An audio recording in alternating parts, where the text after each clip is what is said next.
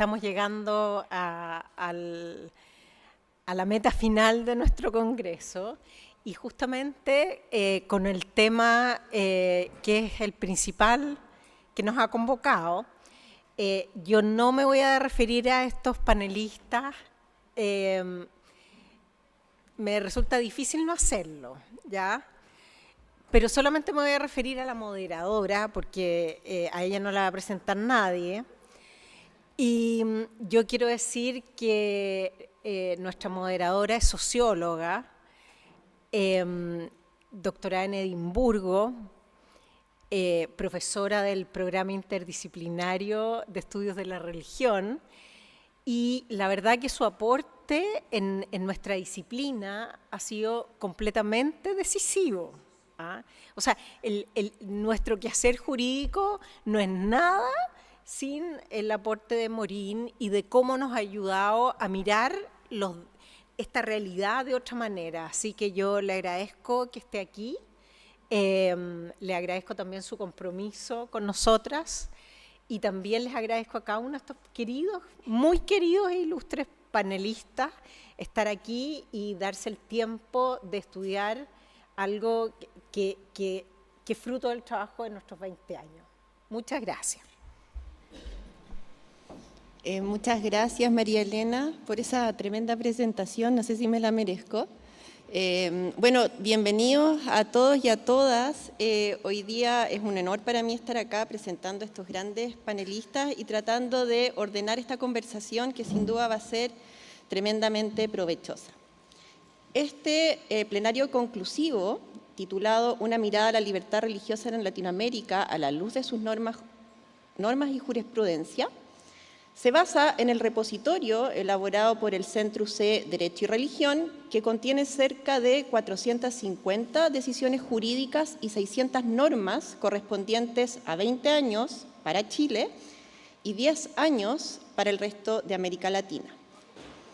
Esto se da en un contexto sociológico, cultural, muy importante, que no solo puede describirse a partir de ideas como la secularización, sino especialmente en el marco del pluralismo religioso, que no solamente es una cuestión estructural, sino también podríamos decir que apunta a la condición misma del humano, donde la cultura ya no es algo que simplemente se hereda, donde el destino no es lo central en la experiencia del ser humano y donde la elección, la libertad entendida como ese derecho, comienza a ser fundamental para describir la forma en cómo concebimos la realidad y nos comportamos en la sociedad. El Estado asegura esta centralidad bajo la idea de neutralidad religiosa y también de libertad religiosa, que son los temas que queremos tratar hoy en día. Vamos a hablar de tres ámbitos fundamentales, por lo tanto, que tienen que ver con la libertad religiosa, con las relaciones institucionales entre el Estado y las organizaciones religiosas, y también sobre un problema fundamental que es el conflicto entre la libertad religiosa, entendida como un derecho fundamental, y otros derechos fundamentales. Voy a presentar a nuestros panelistas, en orden alfabético, no de importancia. Carmen Aciaín es profesora de Derecho Constitucional en la Universidad de Montevideo, donde imparte también la cátedra de Business and Human Rights. Es profesora de Derecho y Religión en la Facultad de Teología del Instituto Universitario Monseñor Mariano Soler. Además, es miembro del Consejo Directivo de ICLARS. Fue presidenta del Consorcio Latinoamericano de Libertad Religiosa y senadora de la República del Uruguay. Soledad Bertelsen es abogada por la Universidad de los Andes en Chile, Master of Laws de Harvard Law School y doctora en Derecho Internacional de los Derechos Humanos por la Universidad de Notre Dame. Desde el año 2025 es profesora asistente en la Columbus School of Law, Catholic University of America, en Estados Unidos. Entre los años 2014 y 2023 fue profesora de la Facultad de Derecho de la Universidad de los Andes en Chile, donde dictó clases de Derecho Constitucional y Derechos Humanos, además de ejercer como vicedecana de alumnos. Soledad es además miembro académico del Centro UC de Derecho y Religión. Andrés López Latorre es profesor de Derecho de la Universidad de La Sabana, Colombia, en donde dirige la Clínica Jurídica de Empresa y Derechos Humanos. Cuenta con más de 15 años de experiencia en Derecho Internacional y Derechos Humanos. Es doctor en Derecho por la Universidad de Notre Dame, magíster en Derecho Internacional por la Universidad de Georgetown, abogado y especialista en Derecho Administrativo por la Universidad del Rosario. Ha sido profesor invitado en universidades de Estados Unidos, Bolivia, Guatemala, Perú y México. Fue director del programa de Derecho de La Sabana entre 2017 y 2022 y previamente abogado del Ministerio de Relaciones Exteriores de Colombia. Es autor y coautor de publicaciones sobre empresa y derechos humanos, libertad religiosa, sistema interamericano y filosofía del derecho. Es parte de la Academia Colombiana de Derecho Internacional y del ICLARS. Para comenzar esta discusión, esta conversación, me gustaría preguntarles a nuestros panelistas y así darles espacio para que cada uno reflexione sobre las perspectivas que les ha dado este repositorio que les pedimos revisar, tanto en términos sustantivos como también como herramienta para la investigación en libertad religiosa y los otros temas que nos convocan, y también fundamentalmente en términos de constituir un aporte a la democracia. Vamos a empezar nuevamente por orden alfabético. Muchas gracias, Maureen, y gracias al Centro de Derecho y Religión, a sus fundadores, organizadores. Estamos ya acostumbrados a que el Centro de Derecho y Religión, cuando cumple años, en vez de recibir regalos, nos hace regalos. Entonces, a los 10 años fue la Revista Latinoamericana de Derecho y Religión, y a los 20 años este regalo del repositorio, y con todo esta reunión en que podemos intercambiar. Muchas gracias por ello. Primero quería abordar el tema que eligieron nada más adecuado para este encuentro, el valor de las creencias en las democracias latinoamericanas. Y entonces traté de conectar democracia, libertad religiosa y el repositorio. Y enseguida recordé, bueno, en la denominada, la clásica democracia ateniense, en realidad no regía la democracia.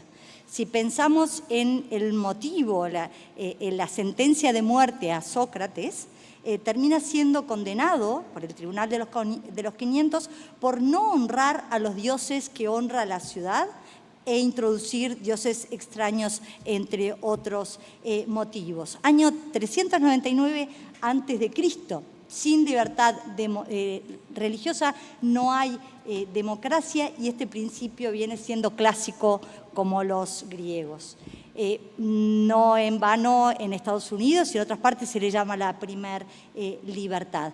Ya en el siglo XX, varios pontífices posteriores al Concilio Vaticano II han hablado de que el grado de democraticidad de una sociedad se mide por su grado de respeto del derecho de libertad religiosa, o que la plena vigencia de la libertad religiosa en un Estado ha sido considerada el mejor indicador del grado de respeto de las demás libertades y ergo el mejor grado de democraticidad de la sociedad.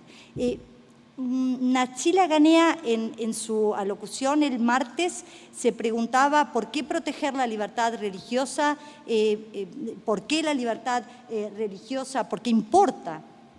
Y eso también nos remontaba, bueno, a los orígenes de la humanidad. Es que es algo inherente al ser humano. El ser humano ya viene formateado con su libertad religiosa.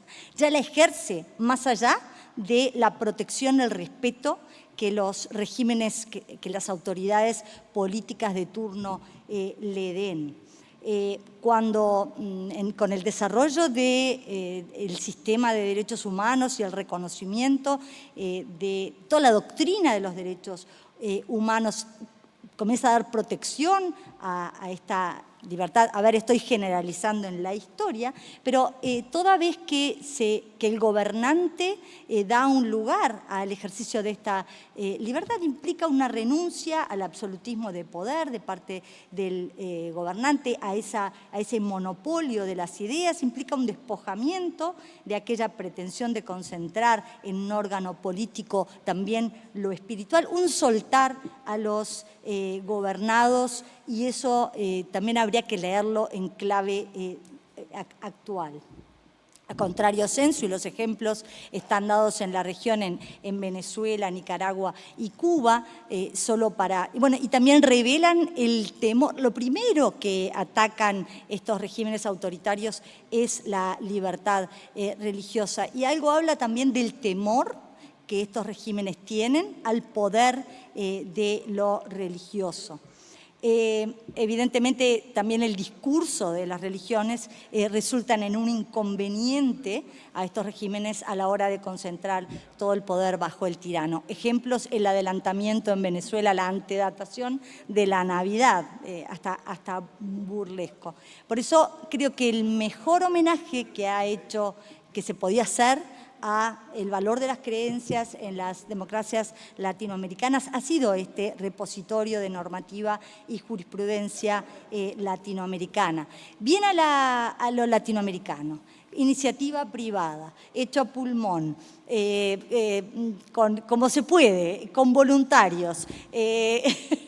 Y luego el regalo es de acceso universal para todos vía web, y en ese sentido es un elemento que contiene la democracia en sí, porque pone a nuestra disposición la jurisprudencia de las más variadas doctrinas y posturas respecto a derecho y religión en América Latina. Está todo el abanico, desde el laicismo más estridente hacia una laicidad inclusiva, hay de todo un poco.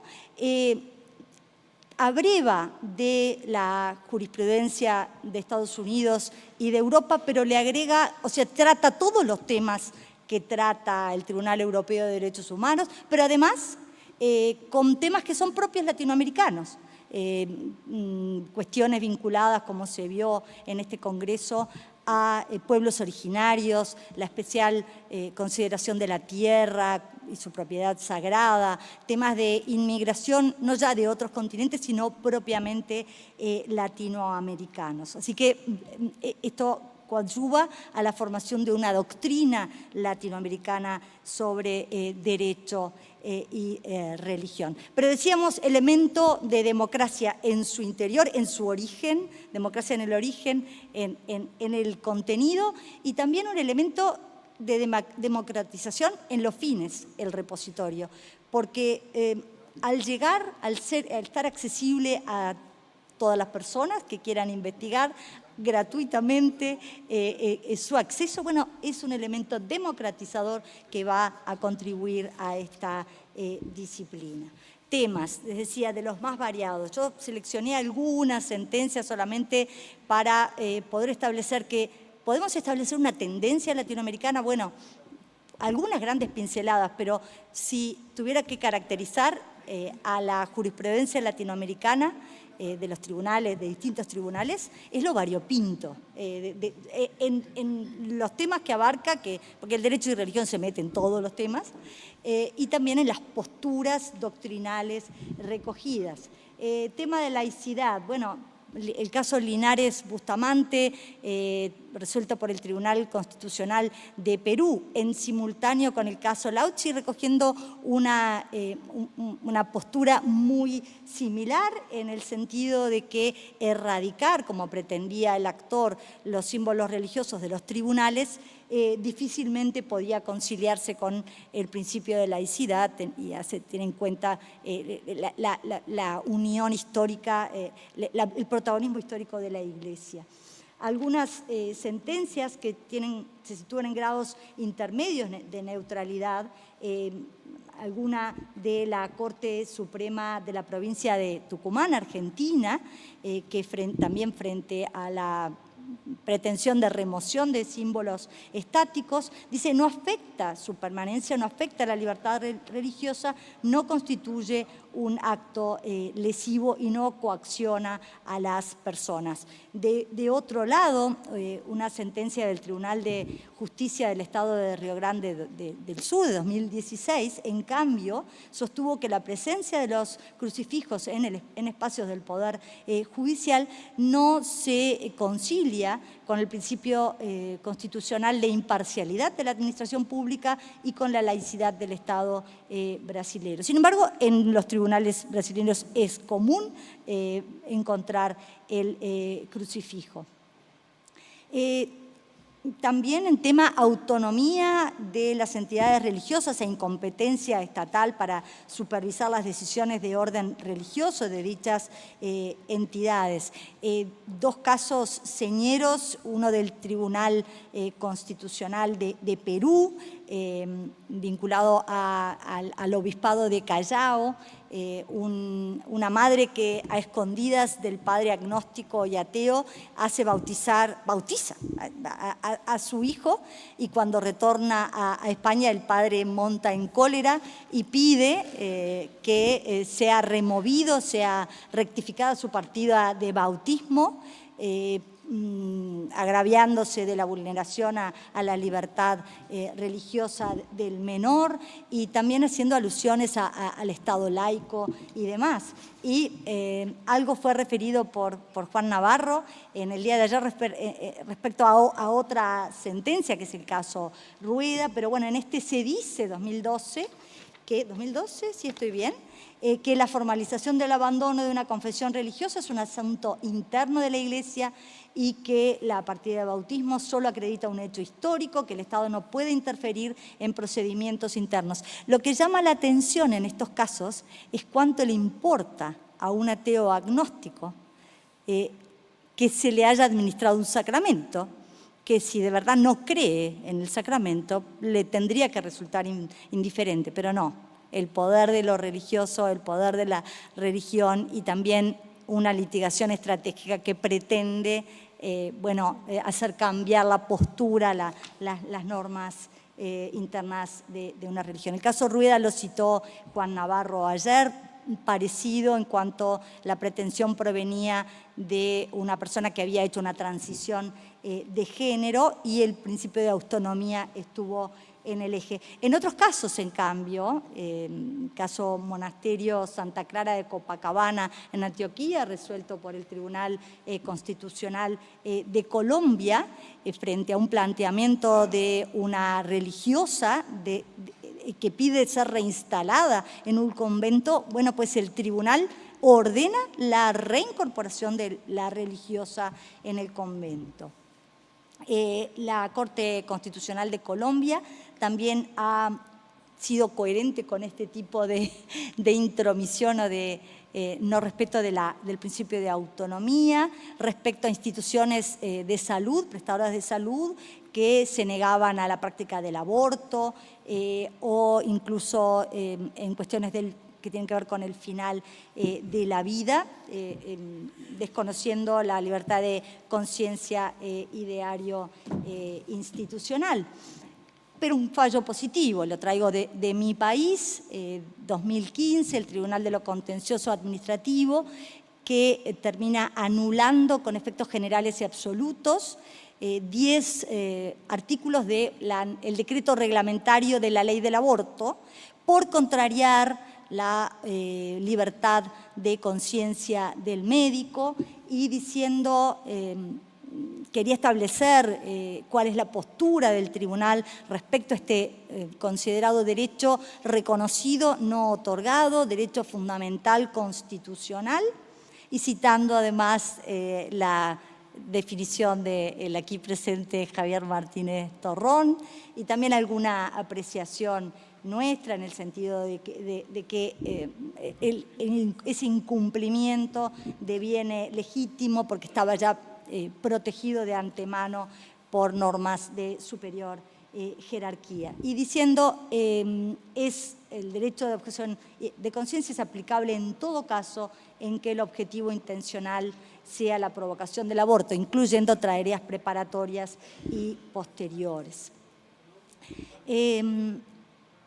También sobre objeción de conciencia respecto al fin de la vida de personas incapaces, la Corte Suprema de la Nación Argentina, esta sentencia del 2015, intentó armonizar el ejercicio del derecho de objeción de conciencia por parte del personal sanitario con los derechos de los usuarios y con la obligación legal de las instituciones de atender en general a los pacientes. El Tribunal Constitucional de Colombia, en cambio, ha tendido a negar este derecho en su ejercicio colectivo.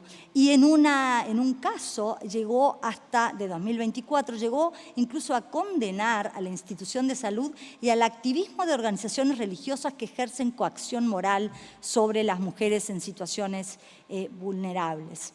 En otro caso, el mismo Tribunal Constitucional de Colombia reconoció que existían límites a la objeción de conciencia y que no era aplicable para instituciones y que estaría condicionado este derecho y que jamás podría obstaculizar el derecho de la paciente.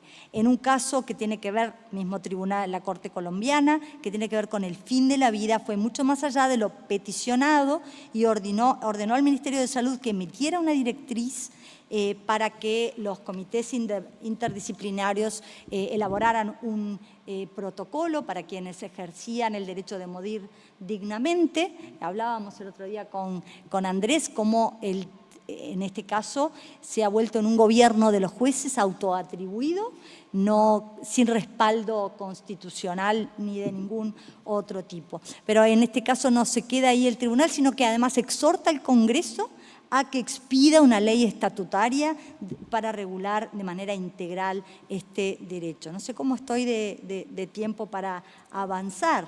Luego, en el repositorio encontramos también, en materia de objeción de conciencia, los clásicos casos de los testigos de Jehová, a rechazar determinadas terapéuticas. Creo que el caso que condensa jurisprudencia anterior es a menos que aquí Juan Navarro me corrija, es el de Albarracini de 2012, que tiene en cuenta las directivas anticipadas de una persona que había sido agredida en la vía pública, se le había indicado la transfusión de sangre por peligro de muerte, y la Corte dice que esta de voluntad del paciente debía respetarse sin que correspondiera al decisor ingresar al análisis de la plausibilidad de dichas motivaciones religiosas, lo que viene a cuento y para dar respuesta a algunos interrogantes que se han planteado aquí,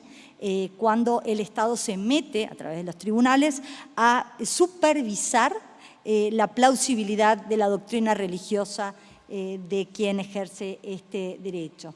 Y bueno, la Corte parece decir, no, lo que se reclama no es el acuerdo con la conciencia ajena, sino solo su respeto. Como decíamos, rara vez una sentencia regulando un caso refiere solo a libertad religiosa como en abstracto, sino que aparece vinculada con temas de derecho laboral, de familia, porque esta asignatura se mete en todos los temas. En tema de derecho laboral, por ejemplo, un caso resuelto por la Suprema Corte de Justicia de la Provincia de Buenos Aires aplicó el principio de acomodación razonable, este es de 2014, respecto a una empleada del sindicato de bancarios que se había convertido a la Iglesia Adventista del Séptimo Día con posterioridad al inicio de la relación laboral. Estamos acostumbrados a resolver cuestiones de los casos del sábado, cuando hay un cambio en la relación laboral fruto del ius variandi dispuesta por el empleador. Pero aquí no, aquí se debe a una conversión posterior, por lo cual hay una objeción sobrevenida. Pero igual, de todas maneras, fue, como el sindicato no acogió su reclamo, se consideró indirectamente despedida y la Corte la amparó y sostuvo que correspondía invertir la carga de la prueba, colocándola sobre el empleador, y que en este caso lo condenó al empleador porque había omitido aplicar una acomodación razonable. Interesante también otra sentencia de un tribunal brasileño de 2015. Había una norma que establecía que las estaciones de servicio de expendio de combustible tenían que estar abiertas un mínimo de horario. Fíjense que con esas distancias en la enormidad de Brasil tenía que haber una estación de combustible que prestara este servicio. Bueno, pues a un adventista se le ampara en su derecho de cerrar su estación de servicio en los días sábados. Temas que tienen que ver con la vestimenta religiosa. Interesante también uno resuelto por el Tribunal Constitucional de Perú, en el caso de Luz Rivera, una empleada de una empresa de transporte que por ser evangélica pentecostal se niega a usar pantalones, que era el uniforme de trabajo, pues el Tribunal Constitucional entendió que las empresas deben realizar ajustes razonables. Lo interesante de esta sentencia es que un voto particular se preguntó si no era la religión de la trabajadora la que le estaba vulnerando su libertad religiosa al prohibirle determinada indumentaria, con lo cual, bueno, ahí nuevamente estaríamos en el inmiscuirse a supervisar la plausibilidad de la doctrina religiosa. Ayer Alejandro Valle hizo referencia a cuando el que pretende una protección de su libertad religiosa ni siquiera esgrime este derecho de libertad religiosa, sino que acude a otros derechos aledaños para defender porque le parece que va a ser más exitoso. Fue lo que pasó en un caso uruguayo, un tribunal de apelaciones, una docente catequista que había sido expulsada de un colegio católico por cuestiones vinculadas a un concubinato público. Y el tribunal es interesante porque dice, pero el colegio católico en su defensa no esgrimió que se tratara de una institución de tendencia, ni acreditó como justa causa para la desvinculación que la catequista hubiera violentado el ideario institucional. O sea, es un caso contrario. Ahí estaba diciendo, bueno, de haberlo alegado, quizás se hubiera podido tener en cuenta. También interesantes casos, uno sobre identidad étnica. La Corte Constitucional de Colombia ordenó la reinstalación de un trabajador cuyo vínculo laboral había sido disuelto con la Embajada del Reino Unido por discriminación y falta de respeto de su identidad étnica. Ni que hablar de temas de educación en distintos temas, en distintas proyecciones. Porque uno escoge, ¿verdad? Va viendo distintas sentencias y va escogiendo las más señeras. En un caso reciente de la Corte Constitucional de Colombia, se había obligado a una niña a asistir a clases de religión con un contenido confesional católico. La Corte dispone que se elimine el contenido dogmático católico de su clase de religión y se privilegie un enfoque neutral del fenómeno religioso y se establezcan alternativas para las y los estudiantes. Esto es textual. El caso muy conocido, Natalia Jaramillo Sandoval y otros contra la Universidad Nacional de Colombia, resuelto también por el Tribunal Constitucional, en que la universidad niega el aval y la financiación y difusión a un proyecto porque es impulsado por un movimiento cristiano, a pesar de que era de asociación voluntaria. Y se enmarca, y bueno, la argumentación es que es contrario al principio de laicidad, neutralidad religiosa y separación entre el Estado y las iglesias. En materia de educación, me toca traer dos sentencias recientes, son de este año, de Uruguay. La Administración de Educación Pública había denunciado a unas comunidades de menonitas establecidas en departamentos del interior del país, diciendo no cumplen con la escolarización obligatoria. Lo cierto es que estos niños sí acudían a talleres virtuales con clases impartidas desde Estados Unidos y a otros talleres presenciales.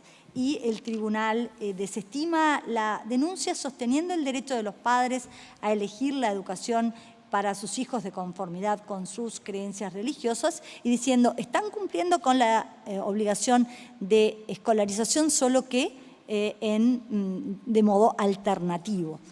No en la escuela pública. El otro caso vinculado a educación y tiempos y libertad religiosa, un estudiante de la Facultad de Ciencias Económicas de la Universidad Estatal que siendo adventista solicita que no les continúen poniendo las evaluaciones, los exámenes en día sábado, y la sentencia de primera instancia está apelada, ordena a la facultad a fijar las evaluaciones en días distintos del sábado. Claro, la trampa fue que después se lo pusieron el viernes de tarde, con lo cual, bueno, está luchando todavía el estudiante. Temas de familia. Me pareció interesante uno del Juzgado de Familia de La Matanza, Argentina, de 2022, que protegió el derecho, en tema adopción de menores, protege el derecho a la identidad del niño al momento de evaluar potenciales adoptantes para que su nueva familia pudiera mantener la misma identidad cultural y religiosa, judía en este caso. Materias de género han ocupado mucho, sobre todo a la Corte. ¿Ya estamos para terminar? Bien, entonces, temas de género y bueno, entonces simplemente si vamos a seguir, aquí corto. Muchas gracias.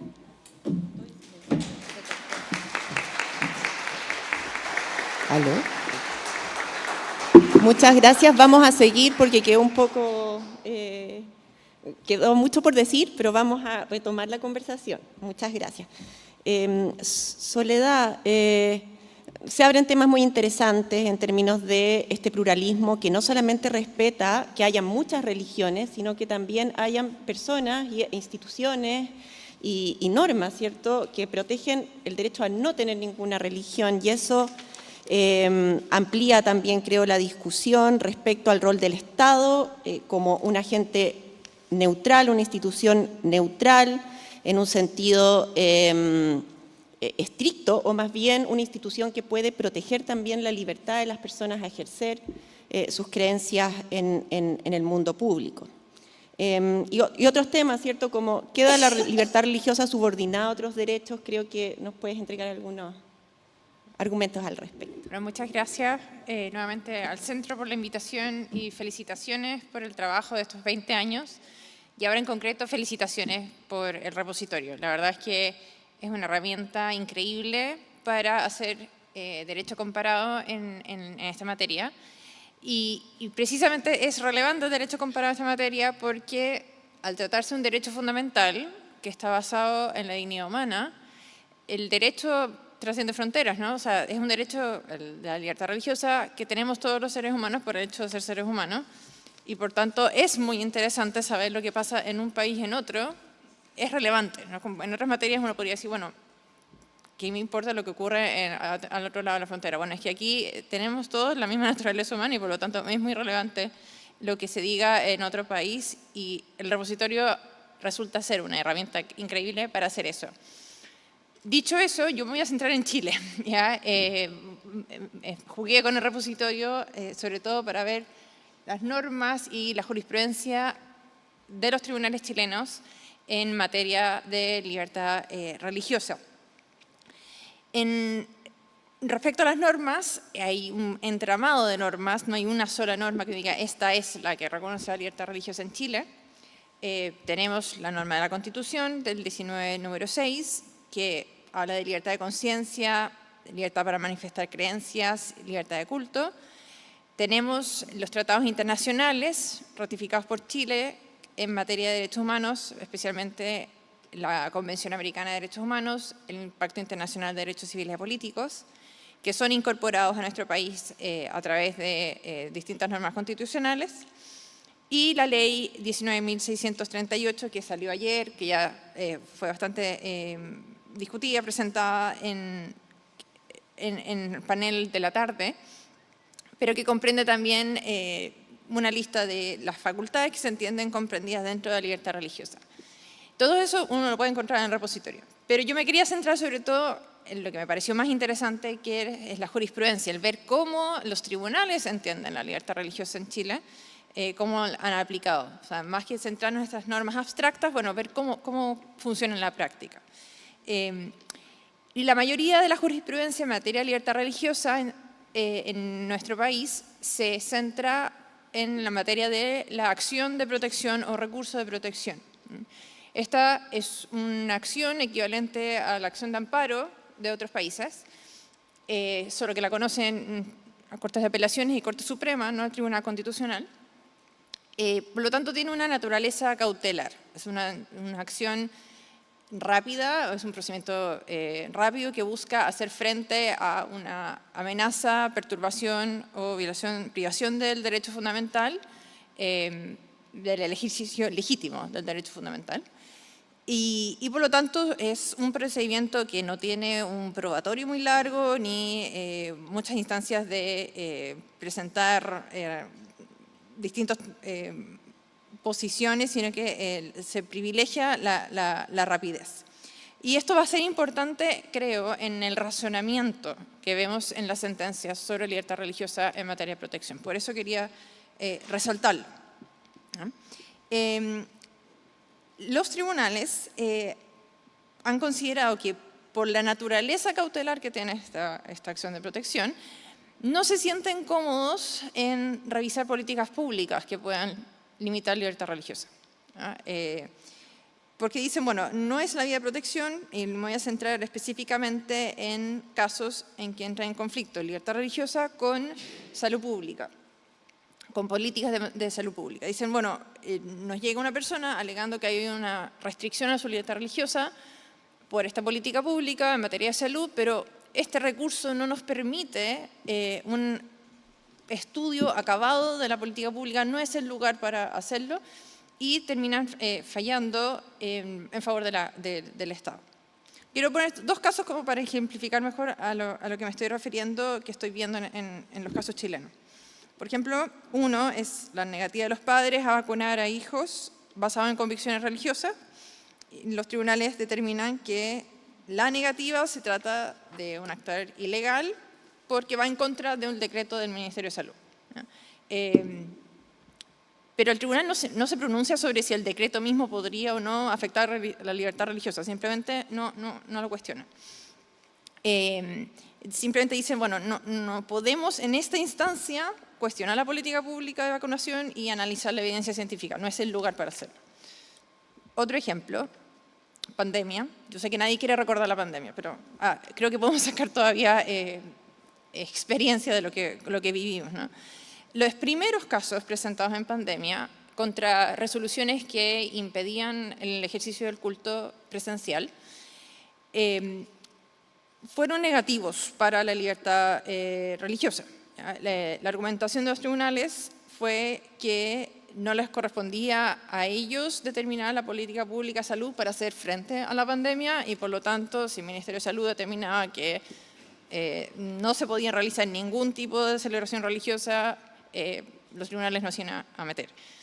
Esto cambió gracias, creo que no tanto a la libertad religiosa, sino gracias a que se pudo recurrir a utilizar la igualdad ante la ley para proteger la libertad religiosa, cuando otras actividades, incluso de carácter económico, sí se les permitió realizarse de forma presencial, mientras que las actividades de culto seguían siendo suprimidas, y ahí la postura de los tribunales cambió.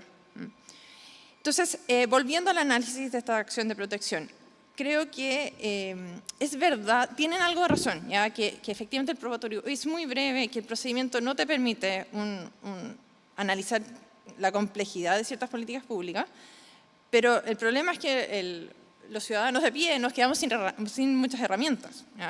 Al Tribunal Constitucional solo se puede ir para impugnar una legislación, un precepto legal que vaya en contra de un derecho fundamental, pero no se puede ir para revisar nosotras, personas comunes y corrientes, una resolución, un decreto de la administración pública que pueda violar derechos.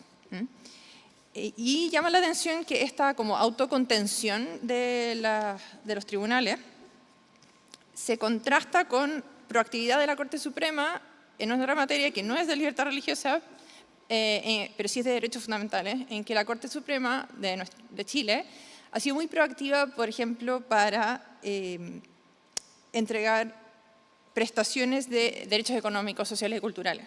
O sea, en esa área no ha tenido como el temor de decir me estoy inmiscuyendo en política pública, porque también es una realidad de política pública, pero en el caso de como la visión negativa de si esta política estaba afectando el derecho fundamental de la libertad de religión, ahí como que sí ha dado como deferencia a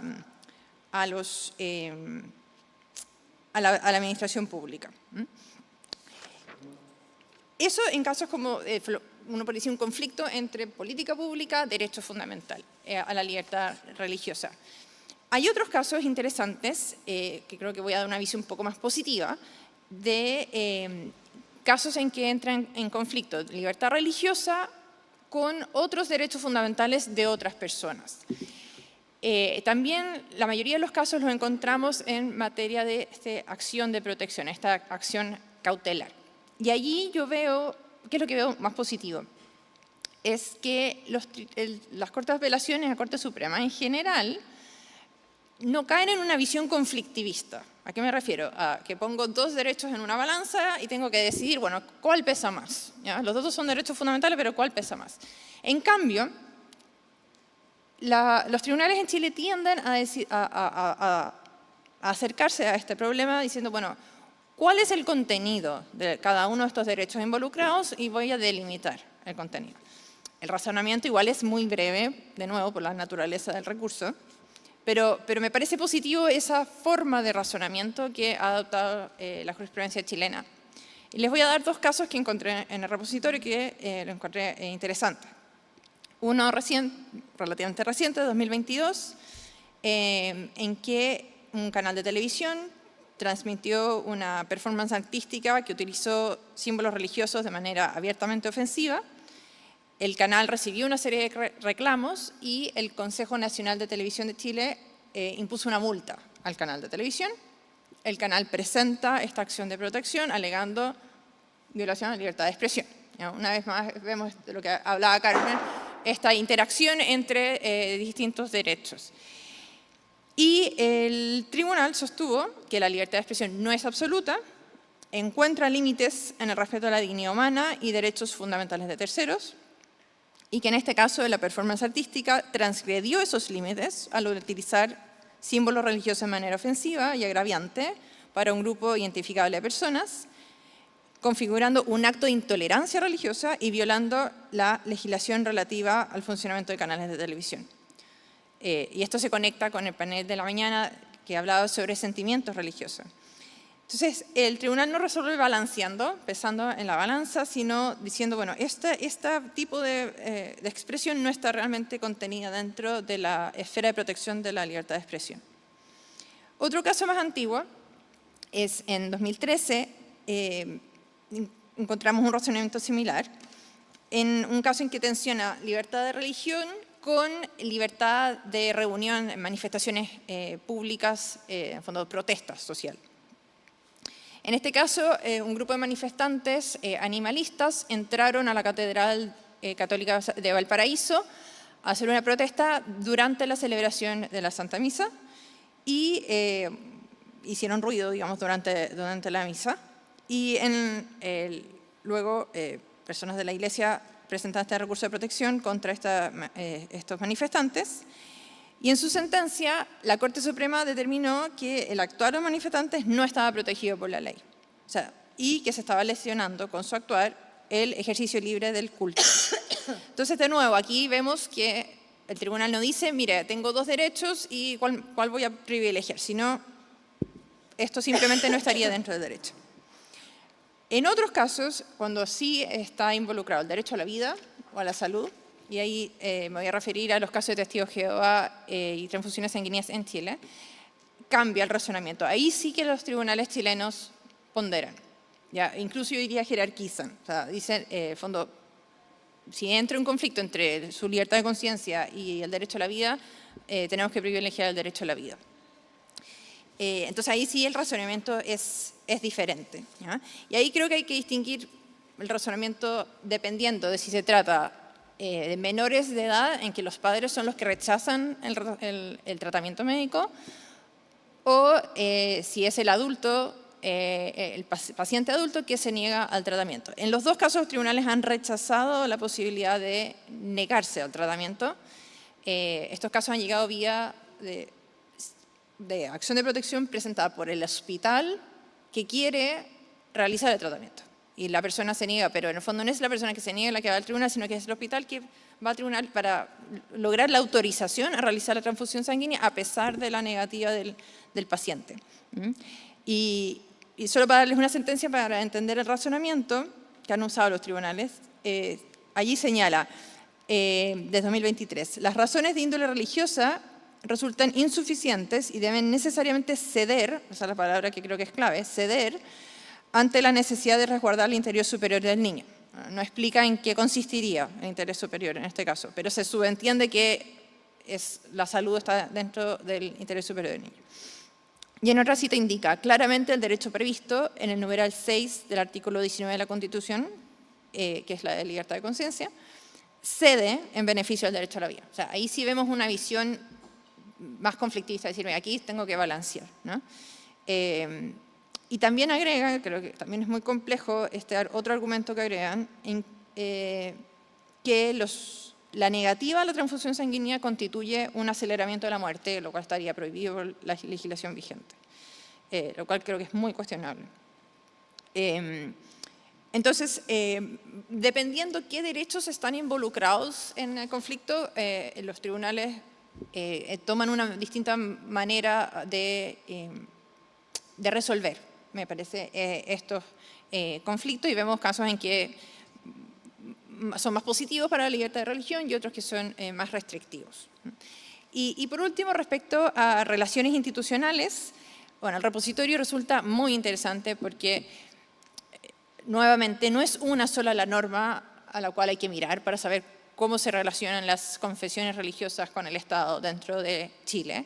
Y entonces el repositorio te permite revisar la ley 19.638, pero además el decreto 924 sobre enseñanza de la religión en escuelas, o las normas tributarias sobre exenciones, o la ley que rige la asistencia religiosa en cárceles, hospitales y fuerzas armadas. O sea, está todo el bagaje.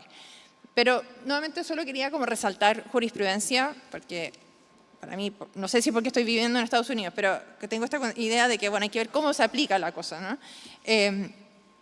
Y me llamó la atención dos sentencias del año 2025, o sea, muy recientes, en que noto que los tribunales están dispuestos a revisar resoluciones internas de comunidades religiosas y decir, no, esto no violó el debido proceso, yo, Tribunal de Justicia, sí lo puedo revisar. Me llamó la atención, no había sido siempre el caso así, y creo que hay que estar atentas a qué va a pasar, si esta va a ser una tendencia que se va a establecer o puede ir variando, ¿no? Porque en Chile no tenemos presente, como en Estados Unidos. Entonces quería mencionarles un poco en qué consistían estas sentencias, ¿no? Son una sentencia de personas que fueron destituidas de sus cargos en sus respectivas iglesias y luego expulsadas a través de procedimientos internos que las iglesias tenían. Y la Corte de Apelaciones no llega al punto de decir hay que revisar el estatuto de la iglesia, pero tampoco se cierra la posibilidad. Simplemente dice que no tiene competencia para hacerlo porque es un recurso de protección y no es un recurso de lato conocimiento, que revisar los estatutos es un conflicto de naturaleza civil que requiere un procedimiento más largo, pero por lo tanto no se niega que a futuro lo pueda hacer. O sea, no se niega a que pueda revisar los estatutos de una iglesia, de una comunidad religiosa, ¿ya? Afectando entonces la autonomía, la dimensión colectiva. Y en cambio si dice, bueno, estas expulsiones hay que revisarlas y estas personas, usted tiene que revisar el procedimiento. Y me parece que esto es especialmente relevante por el momento que estamos viviendo en Chile respecto al cumplimiento de la sentencia de la Corte Interamericana de Derechos Humanos del caso Pavés. En ese caso, que ya ha sido en estos días explicado, no voy a referirme nuevamente a los hechos, una de las medidas de reparación que se le exige a Chile es la revisión de la vía recursiva, y, o sea, adecuar la vía recursiva y la competencia judicial para impugnar decisiones de establecimientos educativos públicos en torno a la remoción de profesores de religión como consecuencia del certificado de idoneidad, de la revocación del certificado de idoneidad. Si se perdieron, no son los únicos, cuando nosotros leímos la sentencia también nos perdimos, pero en el fondo lo que la Corte Interamericana está pidiendo, al parecer, es que se revise un recurso, que exista algún recurso judicial para impugnar decisiones, de nuevo, de autoridades públicas, no de autoridades de la Iglesia. ¿Ya? ¿Por qué? Porque el Estado, la Corte Interamericana solo puede condenar al Estado de Chile, no puede condenar a particulares. ¿Ya? Lo que yo creo que la Corte Interamericana no entendió bien fue que ese recurso ya existía. O sea, tenemos esta acción de protección, hay otras acciones vía laboral que se podrían haber utilizado. De hecho, en el caso Pavés, la peticionaria no las intentó a nivel doméstico, solo intentó una acción contra autoridades religiosas, pero no contra el Estado, no contra su empleador. Pero a mí lo que me preocupa es que, volviendo a estas dos sentencias de 2025, en que yo reviso, en que los tribunales de justicia dicen, puedo revocar, no está bien que usted haya destituido a esta persona, claro, veo que puede llegar a entenderse que los tribunales chilenos digan, bueno, sí puedo revisar la decisión de la autoridad religiosa que determina la idoneidad del profesor de religión.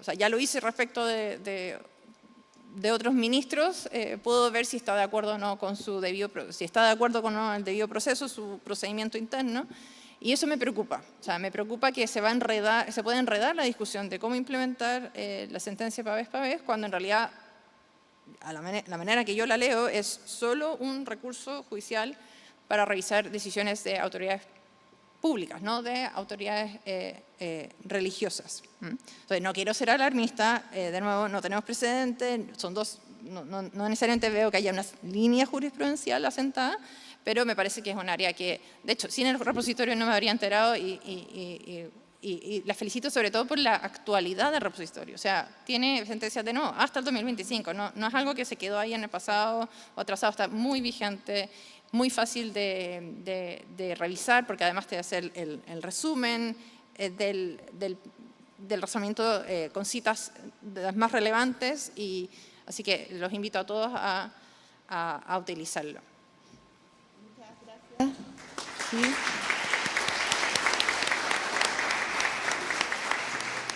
Gracias, Soledad, por esa presentación tan ordenada, esquemática.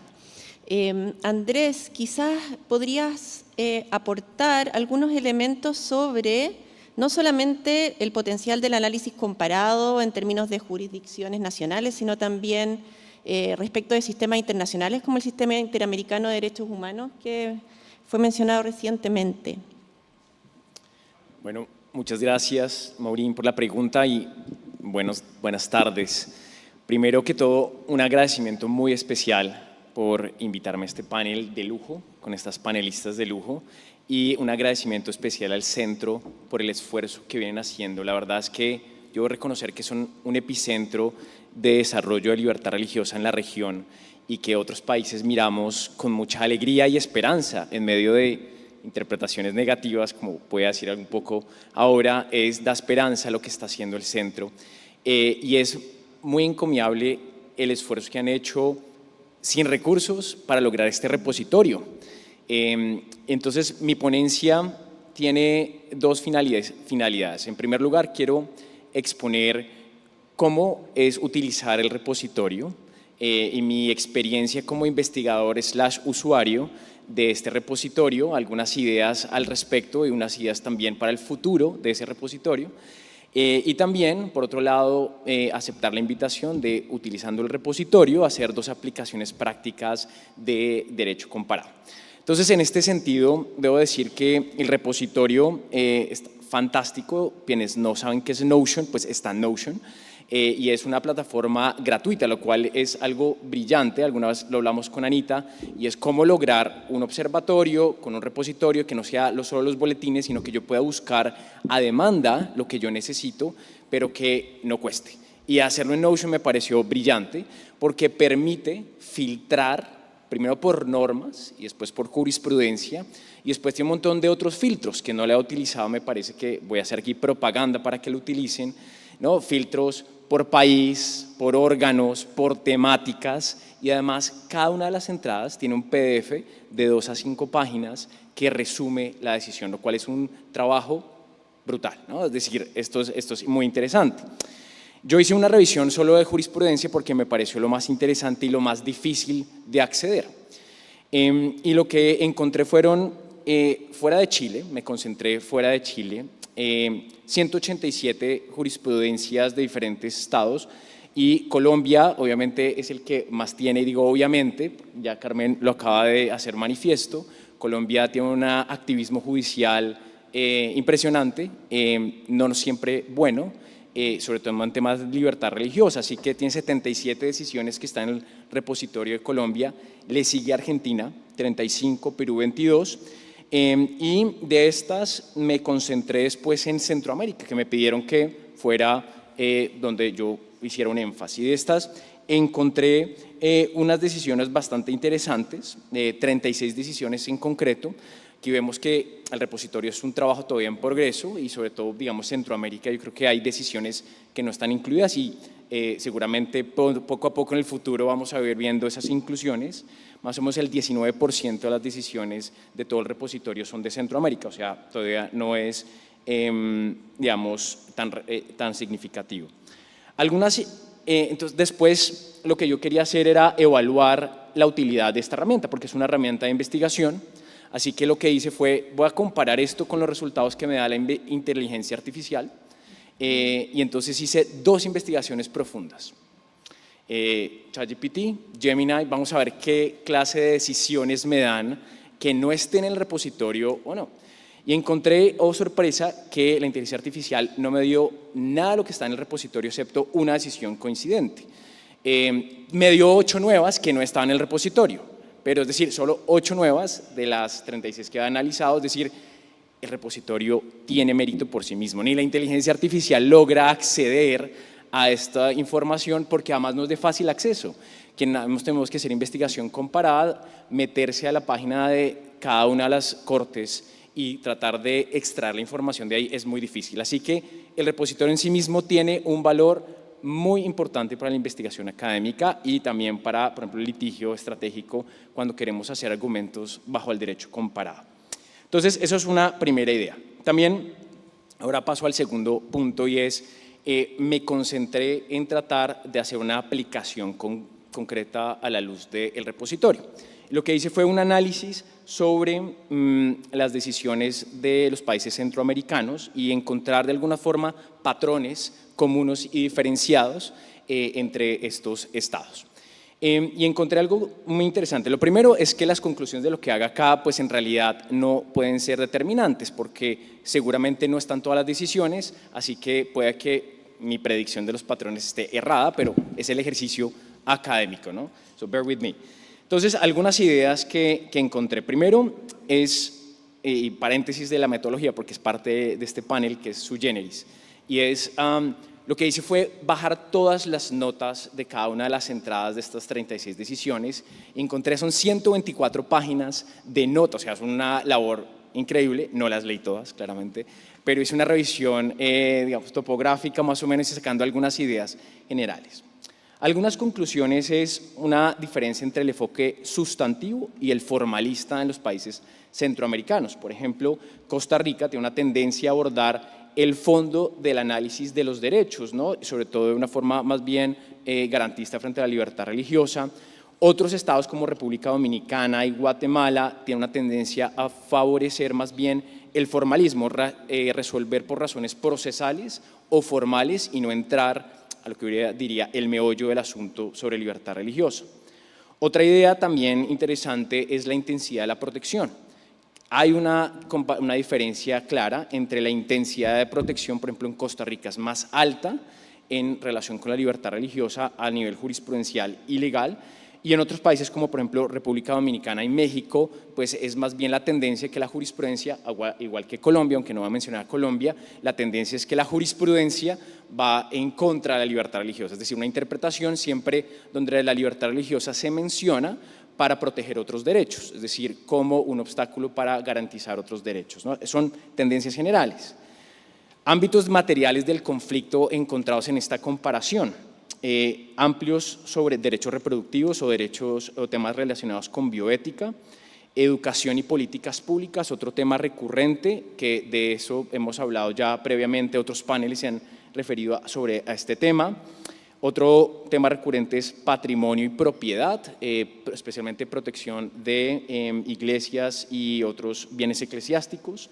Y finalmente, una característica única o muy particular en México es el tema de participación política y religión, ¿no? Ya sabemos, quienes no sepan, pues hay una postura bastante restrictiva frente a la posibilidad de discurso por ministros o con contenido religioso en participación política, que ha sido interpretada de forma bastante restrictiva en México. Entonces, algunas ideas, primero, frente a este ejercicio comparado centroamericano.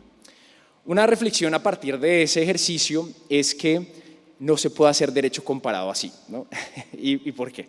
Entonces, una reflexión es también para invitarnos para ver el futuro de lo que yo quisiera ver también en este repositorio, donde además me pongo en primera línea para aportar.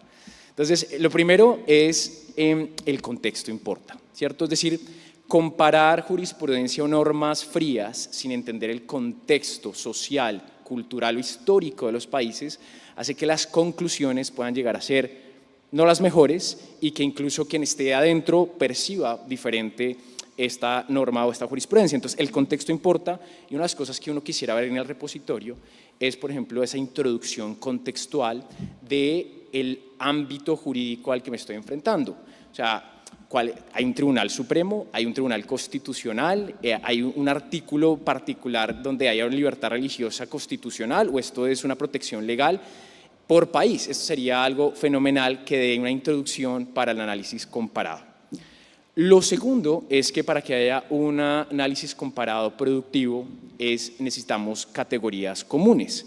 Más que hablar cada uno de su estado, que es una tendencia en la que yo también me he incluido, hablamos cada uno de nuestro estado, lo que pasa en nuestro estado, que los demás lo interpreten, pero me parece que lo más interesante sería categorías comunes de diálogo, porque ya salió en varios paneles, un mismo término puede ser interpretado de formas diferentes en las diferentes regiones o diferentes lugares. Sería más interesante esa clase de análisis comparado, más que cada uno, decir lo que pasa en Colombia o en Chile o en Brasil, que el análisis sea por categorías. Eso puede ser algo producto después de este repositorio, algo que uno podría ver incluso un special issue, ¿no?, de alguna revista, es decir, categorías comunes a partir del repositorio que me ayudan a hacer este análisis comparado. Y tercero, esta idea de comparar es interpretar, no solo contar, es decir, pasar de la descripción de esto es lo que está pasando en estos casos a tratar de sacar conclusiones, síntesis o deducciones de este análisis comparado. Bien, primer ejercicio resuelto. Voy al segundo ejercicio y quiero hablar del sistema interamericano. Y quiero felicitar al observatorio por incluir al sistema interamericano dentro del repositorio, porque creo que dentro del análisis comparado tenemos que incluir también esa jurisdicción, la jurisdicción internacional. Y la postura o el argumento acá es que los sistemas latinoamericanos hacen parte de un sistema de protección multinivel, ¿no? Más que sistemas jurídicos aislados, un sistema de protección multinivel que implica protección nacional, pero también implica protección internacional de los derechos humanos. Así que tiene sentido en nuestro análisis comparado incluir también el análisis internacional del sistema interamericano. ¿Qué encontramos en el sistema interamericano?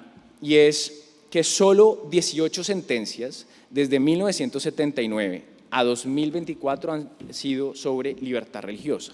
18 sentencias, es decir, eso no alcanza a ser el 1% de la jurisprudencia total de la Corte Interamericana.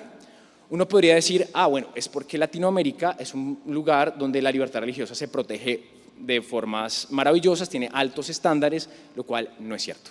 No es cierto y contrasta con la realidad, ¿no? Para quienes ya lo han mencionado en otros paneles, voy a mencionar algunas ideas, pero hay 3 fuentes claras de violación de la libertad religiosa en Latinoamérica para después contrastar con el sistema interamericano. Uno es claramente el problema relacionado con represión estatal sistemática por países con dictaduras. Estamos hablando de Nicaragua, Venezuela y Cuba. Es una fuente muy importante de restricción a la libertad religiosa. Otro es la violencia contra actores no estatales y por actores no estatales, como por ejemplo el caso de Colombia, debido a su conflicto armado, y 8 conflictos armados de hecho, y México por el problema también relacionado con conflictos armados y narcotráfico. Entonces, otra fuente de violación de la libertad religiosa sistemática en América son presencia de actores no estatales o grupos al margen de la ley, que afecta a líderes religiosos. De hecho, Colombia ha sido uno de los países más peligrosos para ser sacerdote católico del mundo, precisamente por la cantidad de homicidios contra personas de culto por estos actores no estatales. Y después encontramos todas estas manifestaciones violentas contra lugares de culto, como ya lo han mencionado Chile, cerca de 300 ataques a templos durante las protestas y hasta este momento, entre otras. Así que uno ve un panorama al menos de forma muy breve donde Latinoamérica tiene un problema relacionado con libertad religiosa, porque solo el 1% de las decisiones de la Corte Interamericana pues llegan a resolver este tema. Entonces, ¿qué ha hecho la Corte Interamericana frente a esto? De las sentencias relevantes, entonces voy a dividir la Corte y la Comisión.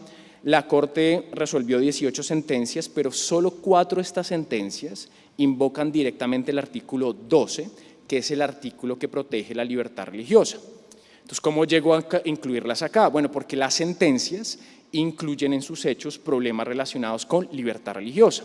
Entonces uno se pregunta, y es por qué quienes presentan el caso al sistema interamericano no utilizan el argumento del artículo 12, porque la comisión, que puede añadir también, por ejemplo, algunos de estos artículos que no han sido invocados por los solicitantes, no lo hicieron, o porque la Corte en últimas no lo ha hecho. Bueno, el punto es que hay una omisión del artículo 12 y su desarrollo, o sea, 4 de esas 18 en realidad desarrollan a profundidad, la libertad religiosa del artículo 12. La Comisión Interamericana, por otro lado, tenemos 13 casos, que han pasado por la comisión donde expresamente los hechos fueron manifestados como libertad religiosa, y 9 de ellos tienen un análisis directo con el artículo 12. Una conclusión primera de este análisis es que el desarrollo jurisprudencial ha sido escaso y selectivo. A nivel cualitativo, los temas centrales que uno puede ver en estas decisiones de la Corte Interamericana son 4, digamos. Uno es el tema de un énfasis en espiritualidad indígena y territorio, o sea, el énfasis hacia en realidad comunidades indígenas, haciendo una interpretación entre propiedad colectiva, y mencionan por debajo la idea de libertad religiosa, pero no lo desarrollan a profundidad. Pero ha sido interesante, mencionábamos ayer en el almuerzo con algunos, que esta jurisprudencia sobre espiritualidad indígena colectiva puede ser muy interesante para la protección de asociaciones religiosas, ¿no?, que buscan esta protección colectiva de la libertad religiosa.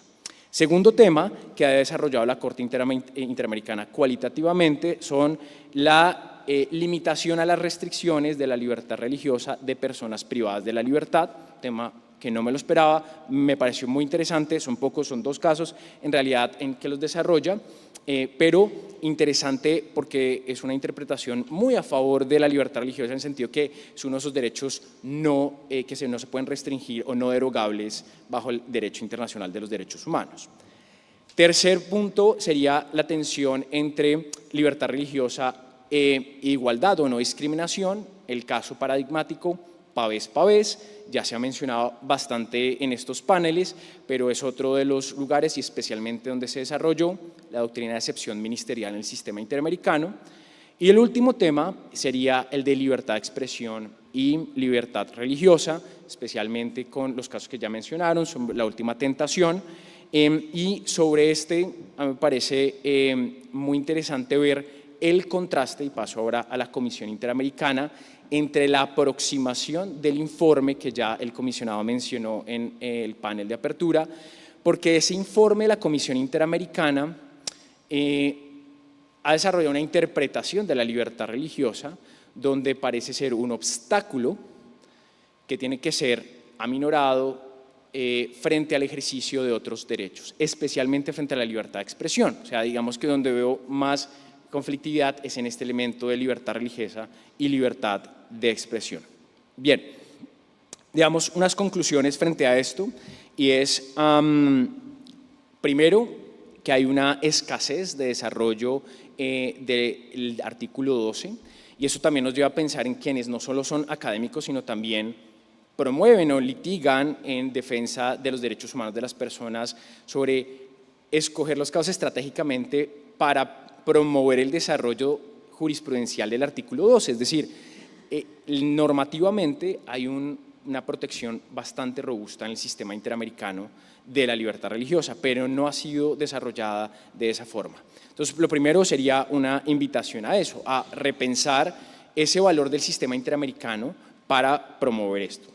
Lo segundo es que necesitamos más personas valientes, como el comisionado en la sala u otros, que puedan en realidad defender posturas minoritarias dentro del andamiaje del sistema interamericano. Eso es otro elemento, es un elemento más bien sociológico de por qué el sistema interamericano, a diferencia, por ejemplo, del Tribunal Europeo de Derechos Humanos que escuchábamos ayer, lo interesante que ha sido el desarrollo frente a aspectos de libertad religiosa no está pasando en el sistema interamericano, es un tema sociológico. Y última conclusión, y es más bien como resumiendo mi ponencia porque el tiempo se me termina, es el repositorio de Notion. Creo que representa un avance real en lo que podemos hacer a favor de la libertad religiosa, desde la academia, pero también desde la práctica. Dos, la inteligencia artificial en este momento no sustituye este repositorio, creo que es algo muy positivo. El observatorio en sí mismo presenta un valor añadido. Tres, no podemos hacer derecho comparado simplemente poniendo en una tablita la norma o la sentencia, necesitamos entender mejor los contextos para interpretar, y es algo que el observatorio también puede ayudarnos a hacer. Y cuatro, la idea del sistema interamericano como una jurisdicción, primero a comparar, pero también a repensar nuestra participación en el mismo. Muchas gracias.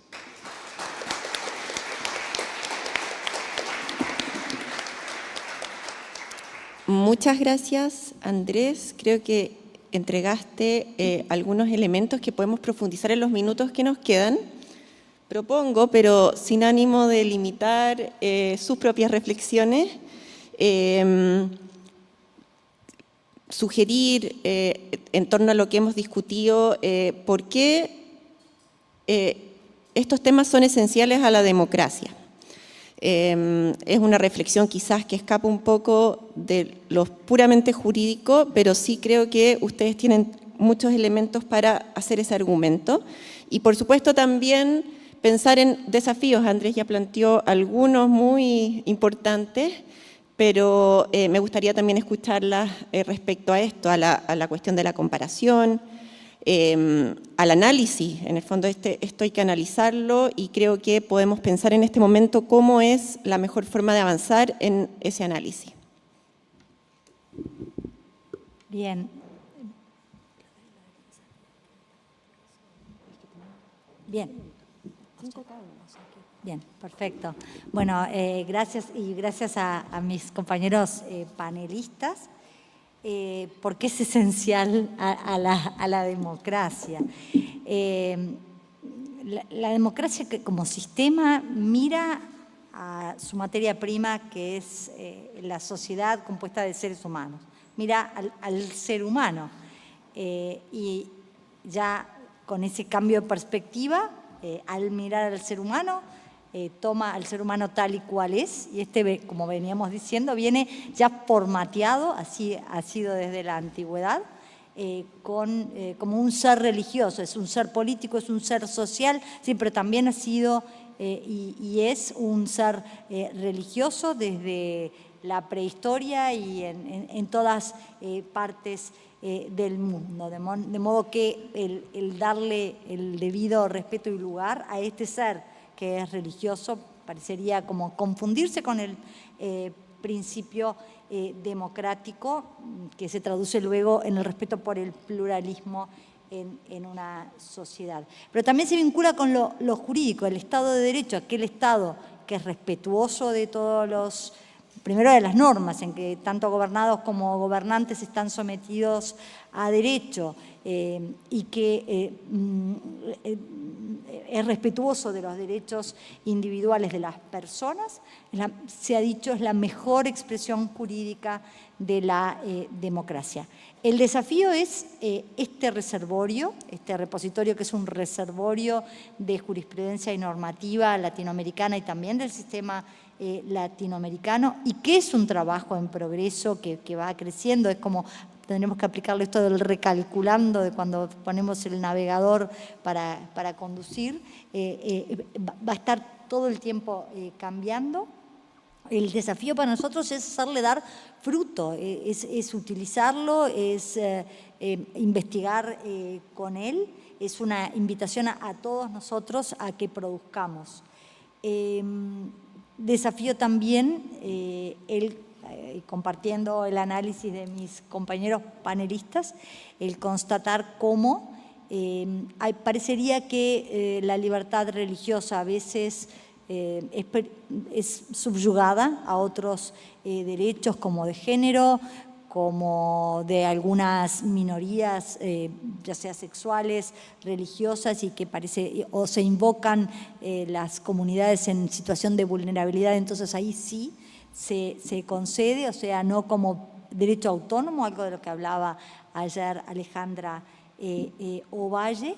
Y entonces ese, bueno, se transforma también para nosotros en un gran desafío de poder ahora con toda disposición arrojar luz para que esto se vea y se vea también esa contradicción de que no puede seguir siendo un derecho postergado o condicionado a ser invocado por una comunidad en especial situación de vulnerabilidad o subyugado a categorías como la libertad de expresión o otros derechos que son muy atendibles pero que deberían ser armonizados. Gracias.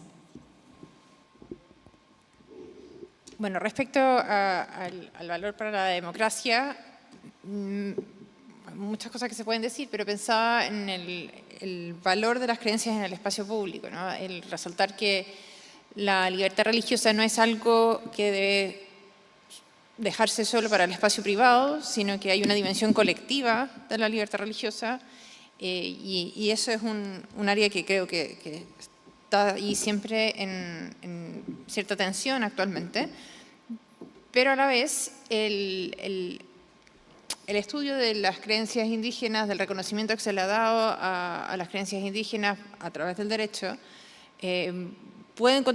nos puede servir como herramienta, como mencionaba Andrés, de llevar este reconocimiento público a otras religiones, a otras comunidades, ya que lo indígena tiene propiamente una dimensión pública. O sea, no se puede la religiosidad indígena cerrar a un espacio privado. De hecho, está muy unido a la tierra, como mencionaban las sentencias de la Corte Interamericana.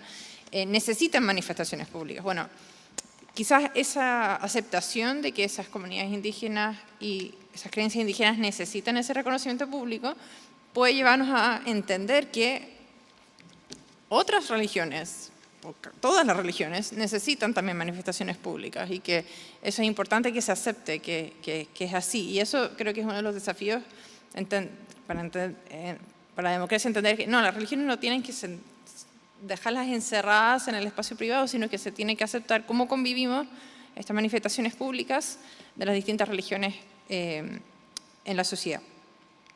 Y respecto a desafíos para el propio repositorio, no se preocupen, Andrés ya se ofreció, aunque él va a hacer el trabajo de contextualizar, así que tranquilos, eso ya está cubierto, ¿ya? Está cubierto. Otro desafío que yo pensaba, y habría que verlo cómo lo hacen en bases de datos que existen de legislación, o sea, de jurisprudencia, perdón, es saber, bueno, de estas montones de sentencias que se van a ir acumulando, bueno, saber cuáles se mantienen vigentes y cuáles no, ¿no? O sea, obviamente el investigador tiene que hacer el trabajo, también decir, bueno, si la sentencia es muy antigua o ya tiene 10 años, ¿seguirá siendo la más actual o no será la más actual? Eso es siempre un desafío.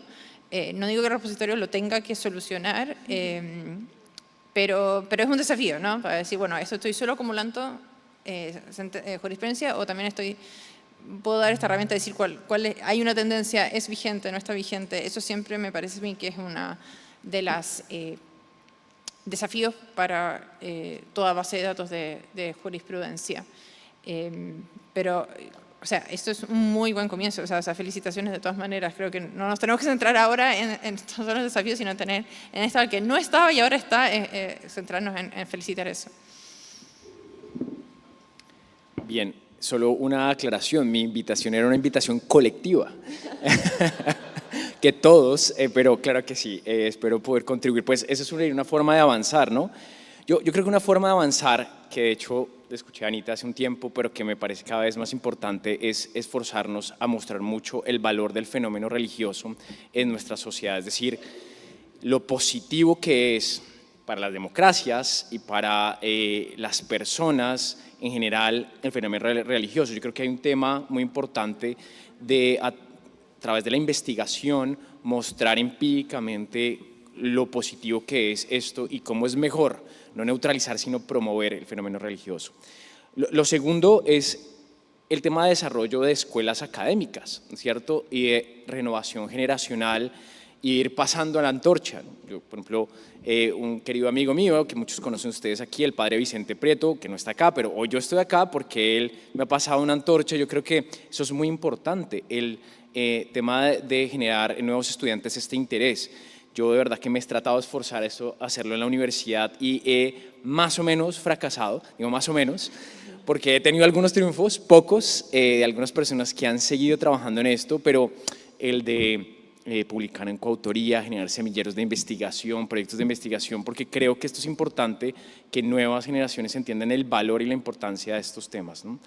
Y un tercer tema sobre cómo avanzar a través de la producción académica, algunas preguntas que también de hecho la relatora Ganea nos decía al principio, unas preguntas centrales que todavía hay discusión, y que de hecho yo cruelmente le lancé una de esas preguntas a Fabio en el panel anterior, ¿no? Como ¿qué es religión?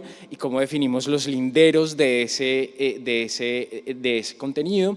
De hecho, aquí la semana pasada estuvimos en un debate en el Congreso en Colombia, donde un proyecto de ley que quería reconocer varias espiritualidades, pero entre esas incluso unas que rayan con el satanismo como religión. Entonces, una de estas grandes discusiones es ¿qué es la religión? ¿Por qué se debería promover o proteger ciertas de estas expresiones? Entonces, es una gran pregunta, ¿cómo avanzar? Es una pregunta que a responder mejor. La otra es cómo proteger mejor la libertad de religión y especialmente el concepto de Estado laico, neutralidad, que todavía sigue siendo a veces como agua que siento que uno lo tiene y después se le escapa el concepto, cuál es la mejor forma de comprender esta mejor forma de protección y el rol del Estado. Y otra que me parece a mí muy interesante y me toca personalmente porque yo trabajo en realidad en temas de empresa y derechos humanos y asesoro a empresas en temas relacionados con derechos humanos, y una es el rol de los actores no estatales. A mí sí que me parece un tema muy interesante el tema que sea el Estado el que tenga que responder por acciones de actores no estatales, sean diferente índole, religiosos o no religiosos, pero el rol de los actores no estatales o incluso la violación que pueden generar actores no estatales, no solo el Estado. También el panel anterior mencionaban que muchos de los incendios que se han generado aquí en Chile, pues quien responde es el Estado, causado por actores no estatales, ¿no? Un poco el tema de la responsabilidad de los actores no estatales, dónde está, cómo se hace, y es difícil porque las jurisdicciones están con una idea muy estatocéntrica, especialmente relacionadas con derechos humanos. Muchas gracias. Creo que este panel demuestra la importancia de profundizar, quizás de una forma interdisciplinaria, en el fenómeno religioso. Y espero que esta sea no es un punto de partida porque hay mucho avanzado, ¿cierto? Pero una invitación a formular preguntas como las que formula Andrés, ¿cierto? ¿Qué es la religión? ¿Cómo podemos responder a esa compleja pregunta que en todo caso nunca se responde de forma conclusiva? Y también entender por qué la dimensión colectiva sigue siendo muy relevante, es esencial al concepto, al fenómeno, y que la idea de la privatización no nos alcanza y por lo tanto debemos, ¿cierto? Tenemos como este horizonte de entender lo religioso como un fenómeno público. Eso, muchas gracias por su atención, por su asistencia, y muchas gracias a los panelistas, a las organizadoras, y dejamos a la María Elena, ¿no? Gracias a ti.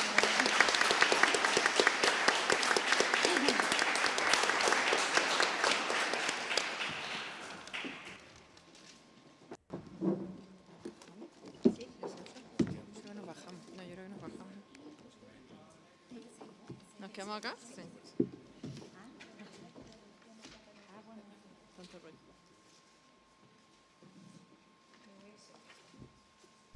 Me voy a servir agua antes de hablar, ¿ya?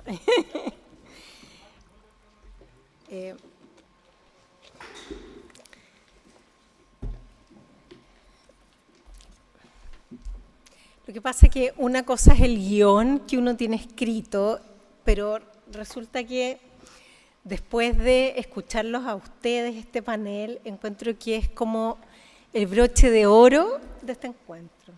O sea, de todo corazón se los digo, porque creo, conversábamos con Anita, que no pudimos escoger una moderadora y unos expositores mejores para esto. Y vemos también que han hecho un trabajo invaluable. Y en el fondo eso no solamente es una cuestión académica, sino que también lo valoramos por el cariño, por su compromiso, por su apoyo a lo largo de estos 20 años. En esa antorcha que decía Andrés, es más reciente, pero yo realmente quiero pedir como un nuevo aplauso para ellos porque creo que se lo merecen, eso y mucho más.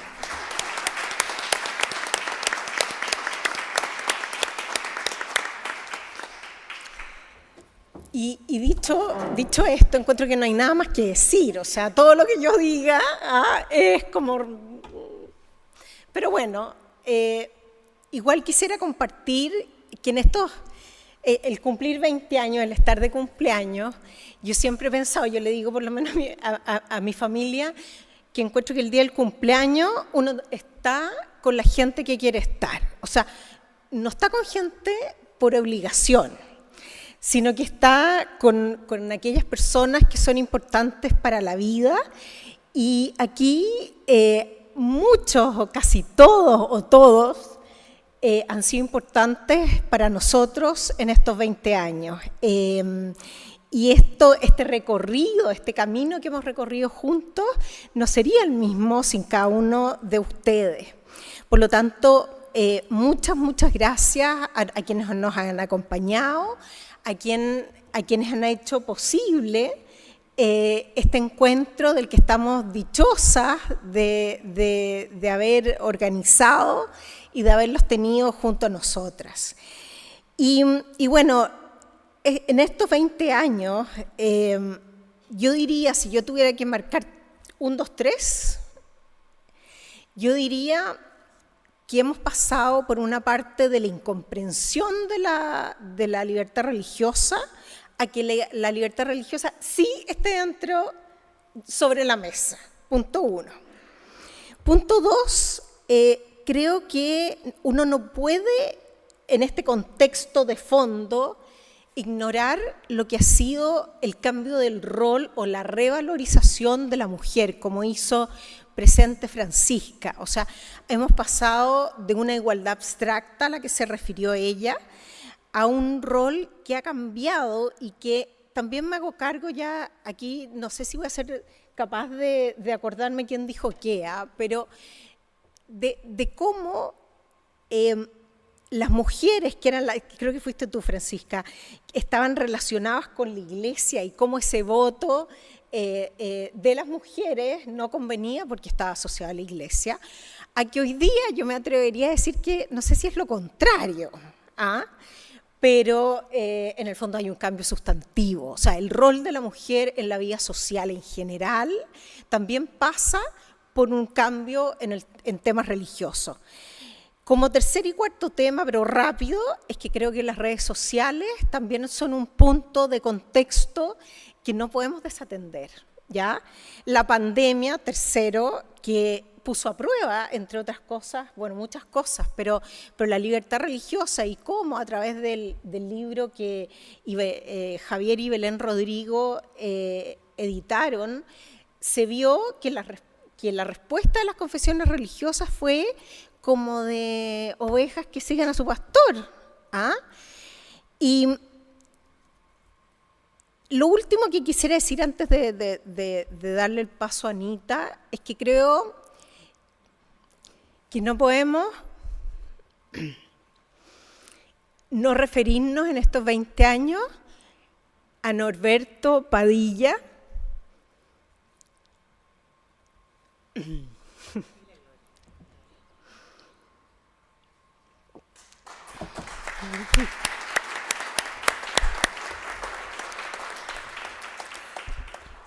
muchas gracias por el segundo para retomar la palabra, pero Norberto es alguien que nos marcó en el corazón, pero también marcó en este consorcio, fue alguien muy importante junto a Gloria, así que, y bueno, hechos estos recuerdos de los 20 años, nosotros quisimos como entregar como regalo este repositorio que ustedes tanto marketing le han hecho, cosa que estamos muy contentos, pero en ese contexto le quiero dar la palabra a Anita, porque ella encabezó este océano como tarea, y también aprovechar el momento de elogiar lo que Anita hizo,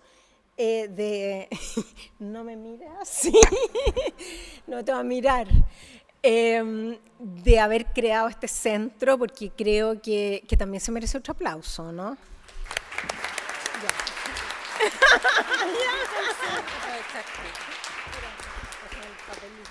Gracias, yo me uno a la excelencia del panel, no puedo creer la cantidad de trabajo que hicieron cada uno. Estuvimos muy atentas y ya conversando las próximas iniciativas, querida. Así es que eso de todos modos lo vamos a hacer.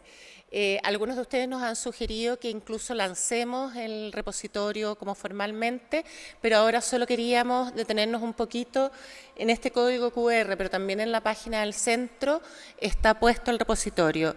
Yo creo, me imagino que la María Elena va a decirlo en algún minuto, yo no hablo tanto de Dios, pero en lo que sí experimento a Dios es en lo providencial que ha sido durante estos 20 años, gracias a proporcionarnos a las personas que están junto a nosotros para poder hacer las distintas tareas. Es insólito porque solo tienen más trabajo, o sea, no, como decía nuestro primer alumno, Mauricio Sobino, que nació con el centro, nos decía, uno entra al centro para tratar de ganar algo y después ve que el centro lo usa uno hasta el final. Pero ha sido de verdad un regalo eso, y eso también es lo del repositorio, así es que si ustedes entran, yo me voy a referir brevemente al índice en el fondo. Hay una presentación básica y en esa presentación reconocemos que no está todo, porque investigar hace 20 años es totalmente distinto a lo que es ahora, y agradezco esa referencia a la inteligencia artificial que no se nos ocurrió hacer. Pero hay, o sea, sin duda hay elementos faltantes, y de hecho ustedes pueden encontrar una distinción entre Chile y Latinoamérica. Hay mucho más de Chile, hay 20 años sobre Chile y hay 10 años sobre Latinoamérica, en que Carmen nos recordaba que lanzamos la revista hace 10 años. Carmen es como memoria histórica nuestra, y Sole ya hizo un análisis sobre lo que han sido las decisiones en Chile en este tiempo. Así es que esa es la parte entretenida y es justamente lo que la Sole decía, hay que jugar con el instrumento. O sea, el repositorio se divide en Chile y Latinoamérica, internamente va desde el 2025, lo cerramos el 31 de julio del 2025, hasta cuando comenzamos, el 2005, 2015 en el caso de Latinoamérica, y dentro de él nos abarcamos en 3 dimensiones: libertad religiosa, relaciones institucionales, libertad religiosa y otros derechos fundamentales. Y además tiene submaterias. Nosotros necesitamos más ayuda. Necesitamos ayuda en que ustedes, por ejemplo, podemos enriquecer con aquello que son decisiones o normas súper importantes en sus países, desde luego contextualizar y hacer un inicio de contextualización. Notion hemos aprendido que da para mucho. Por lo tanto, vamos a seguir metiéndole como más información, pero los invitamos a ser partícipes de eso y de verdad a jugar. Quizás clasificamos mal algunas materias, todos tienen una ficha. En la ficha, en el número 7, está el link a la decisión exacta o a la norma exacta, porque entendemos que en las fichas resumimos y a lo mejor ustedes quieren llegar directamente al documento. Entonces, esas son como las cuestiones básicas que contiene este repositorio y que de verdad es para jugar, pero también para el ejercicio académico que ustedes nos demostraron que era posible, y también porque habían muchas organizaciones no gubernamentales que nos pedían, por ejemplo, ¿por qué no nos mandan lo que tienen objeción de conciencia? Nadie nos creía que el Excel ya no nos daba para eso. Y ahora entregamos esto y que se use como con disponibilidad para todo. Pero sí quisiera detenerme, y también aparece dentro de la parte inicial del repositorio, agradecimientos y agradecimientos especiales. Nosotros tenemos un programa de pasantía desde el año 2020, en pleno COVID. Empezamos a pedirles, a ofrecer a alumnos 6 meses de trabajo con nosotros, con 5 horas semanales. Y estos alumnos de este año, estos pasantes de este año, que fueron asignados a esta tarea, por si acaso ocuparon un poquito más de las 5 horas semanales, y además tenían habilidades no solo de derecho, sino también tecnológicas, que fueron decisivas para hacerlo. Y por otro lado, tenemos alumnos del seminario de investigación. El seminario de investigación que me tocó ofrecer este año está enteramente dedicado al resumen de normas, y tuvieron que hacer 125 fichas cada uno en el lapso de un mes, lo que fue como una cuestión de compromiso también que uno va encontrando, y por eso les digo, es providencial el trabajo que uno encuentra. Como acto de agradecimiento, yo quisiera nombrar a todos los alumnos que han trabajado en esto, y si no les da mucha plancha, párense para que los podamos aplaudir. Son en orden alfabético, pasantes primero y después los del seminario de investigación. No están todos acá, pero después les contaremos. Ailén Corbís, Camila Barrientos, Ignacia Maquena, Sebastián Tapia, Diego Torres, Antonia Barca, Valentina Alarcón, Sebastián Domínguez, Álvaro Íñiguez, Tomás Lafrenz, Josefa Moreno, Rocío Murillo, María Josefina Olivo, Francisca Reynoso, Maximiliano Ross, José Miguel Valenzuela y Rodrigo Varela. Muchísimas, muchísimas gracias. Sin ustedes no lo podemos hacer.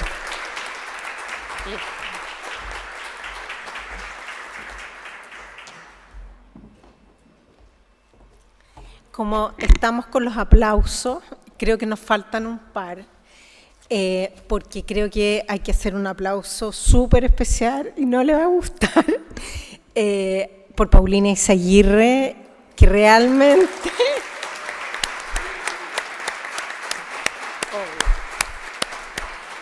Y también por cada uno de los alumnos de en el grupo que denominamos el staff del Congreso, que realmente ha sido increíble su aporte, su dedicación, su cariño. Así que otro aplauso más.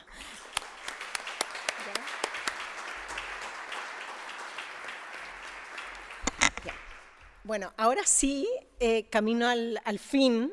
Yo quisiera como agrupar lo que quiero decir en base al título que elegimos para este congreso, que también cabe preguntarse si fue bueno o si fue malo, ¿ya?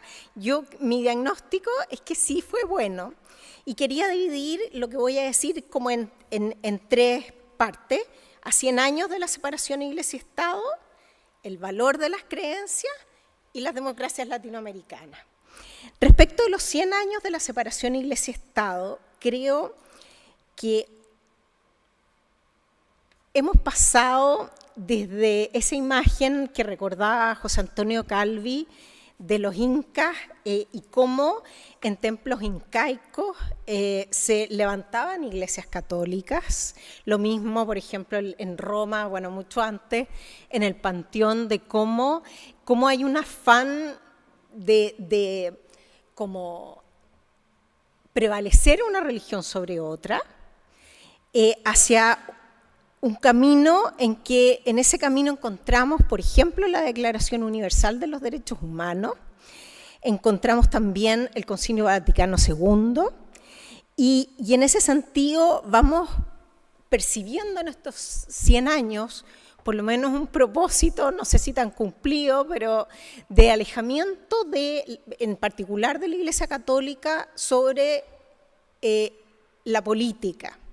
Y en esta búsqueda predomina, o sea, todo esto es con matices lo que debo decir, pero no hay una búsqueda de privilegios, sino que hay, como también desde la Iglesia Católica se ha dicho, la sinodalidad, que creo que va en sintonía con el tema de la igualdad que se ha promovido en la sociedad civil. Y en ese sentido, el tema de Estado y religiones es como infinito, y es todavía una asignatura pendiente, pero yo quisiera destacar lo que dijo el comisionado Ralón en relación al caso Pavés, en cuanto a que en la Corte se entendió que las autoridades religiosas estaban delegadas por el Estado a nombrar a los profesores de religión. Y creo que eso es un punto importante, porque somos independientes, somos autónomos, y esa autonomía y ese tipo de relación todavía no se comprende como debe ser. Y yo creo que nunca se va a comprender, porque es parte de la naturaleza humana. Como segunda cuestión del título, el valor de las creencias. Entonces, a ver, primero yo en afán de síntesis decía el valor de las creencias. Bueno, si ustedes quieren el titular, no sé si va a ser tan apropiado, pero bueno, yo pondría en esta parte un complemento entre el valor y la educación, ¿ya? ¿En qué sentido? Yo preguntaría, pero lo preguntaría no como, o sea, un poquito más como en profundidad, si se valoran o no las creencias, si nosotros valoramos o no nuestras creencias, en lo individual o en lo asociativo. Y también el comisionado Ralón destacaba cómo el fenómeno asociativo en los estándares de la comisión era absolutamente ignorado. Entonces, y también lo hacían presente respecto al espacio público de Soledad. Entonces, yo creo que cabe preguntarse en qué creen los que creen y cuán convencidos estamos de nuestras convicciones y cuán convencidas están las confesiones religiosas de las creencias mismas. Cuánto hemos cedido a lo políticamente correcto. O sea, justamente lo que se ha hablado durante la mañana sobre lo que dijo la profesora Alejandro Valle, de que en las alegaciones de la jurisprudencia no se alega la libertad religiosa. O sea, y son muchas veces las propias confesiones las que no se refieren a la libertad religiosa y van tangencialmente por el principio de subsidiariedad, por la igualdad, por el derecho a asociación. Entonces también hay un tema respecto de nosotros, no solamente de los tribunales y del Estado. Y en esa valoración de las creencias, yo quisiera también destacar, por eso le puse valoración y educación, lo que la profesora Nicole Garnett hizo presente, de cómo muchas veces uno considera que lo de uno es único, y prescinde, también lo dijeron, del contexto cultural, social, y resulta que una de sus conclusiones fue que la educación es importante. Y en ese contexto ella dice que el pluralismo educativo actual en Latinoamérica vive una tensión entre que recibe un aporte estatal importante, sin el cual no puede subsistir, pero por otro lado, un exceso de regulación estatal en lo que se refiere al currículum, a la contratación y a la admisión. Y aquí Gonzalo Letelier planteaba, no solo es importante lo que se enseña, sino quién lo enseña. Y complemento con lo que dijo María Paz Madrid, que nos planteó la pregunta, ¿quién educa cuando no nos ponemos de acuerdo? Aquí también en la ponencia María José Valero hablaba del aporte conceptual del Tribunal Europeo y se refirió a la autonomía, a la neutralidad, al pluralismo y la no discriminación. Yo quisiera solamente decir una cosa, que ella recordar de la neutralidad en el sentido que no puede ser una neutralidad neutralizadora y que por lo tanto el aplicar las normas, el enseñar, también obviamente depende de quién lo haga. Y quien aplique esas normas va a estar, no sé si, yo creo, condicionado, no determinado por ello.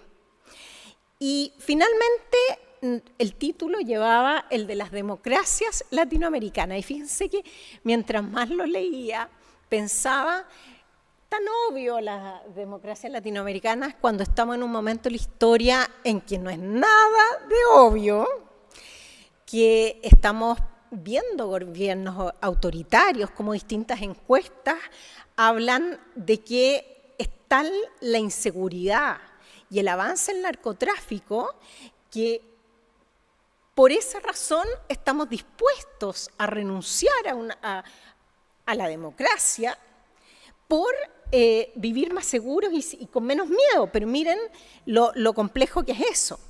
Y en ese sentido, las creencias y religiones no pueden entenderse y no nos podemos entender de ser opositores a la democracia, muy por el contrario. La libertad religiosa fortalece el pluralismo, le da riqueza a la vida social y por lo tanto, sin democracia tampoco hay libertad religiosa. Por otra parte, el Estado laico, como también creo que lo dijo, no me acuerdo quién lo dijo, si fue Rodrigo, el Estado laico no es un fin en sí mismo. Y por otro lado, el Estado laico no es laico porque lo es, y nosotros lo vivimos en los procesos constitucionales chilenos, en los dos fallidos, en que una de las cosas que nos cuestionamos fue si había que decir en la Constitución que el Estado era laico. Y bueno, después de esas reflexiones, yo creo que no basta proclamarlo, sino que, y la condición actual de nuestro país, aunque a lo mejor hay algunos que lo ven de otra manera, es un Estado laico. Y por otro lado, el Rodrigo habló que la relación entre Estado y religiones debe fundarse en los derechos humanos. Yo me pregunto, ¿qué pasa con la interpretación de los derechos humanos? Y en ese sentido, vuelvo a lo que muchos de ustedes han dicho, que es el tema de la importancia de las personas. Las personas hacen una diferencia en donde estén.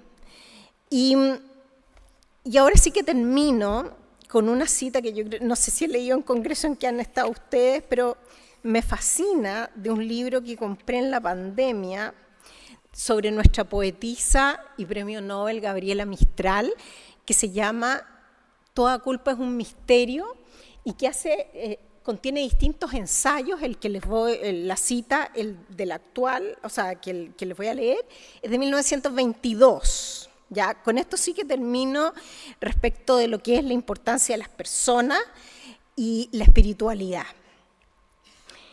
Ella dice: para mí la religiosidad es la salturación que ha hecho en la mente la idea del alma, el recuerdo de cada instante, de cada hora, de esta presencia del alma en nosotros, y el convencimiento total de que el fin de la vida entera no es otro que el desarrollo del espíritu humano hasta su última maravillosa posibilidad. Pienso que este recuerdo del alma en nosotros nos debe motivar a recordar esta dimensión espiritual por la que todos trabajamos, y invitarme yo a mí misma también a vivirlo, y agradecerle una vez más por todo lo que cada uno de ustedes ha hecho para que esta oportunidad sea tan enriquecedora. Muchas gracias.